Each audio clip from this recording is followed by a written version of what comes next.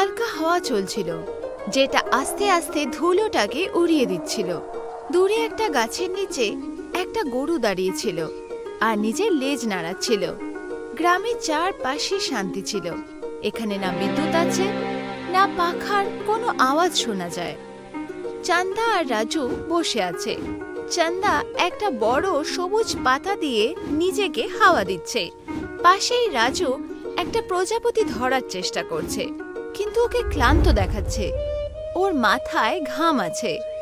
ও থেমে গেল আর নিজের হাত দিয়ে মাথা মুছল। তারপরও তীব্র সূর্যের দিকে তাকালো আর নিজের চোখ ছোট করে নিল।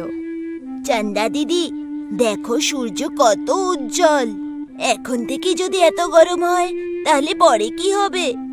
হ্যাঁ রাজু, গরমের সময় চলে আসছে আর আমাদের গ্রামে তো বিদ্যুৎও নেই যে আমরা পাখা চালাতে পারি। আমাদের নিজের তৈরি নিজেকেই করতে হবে।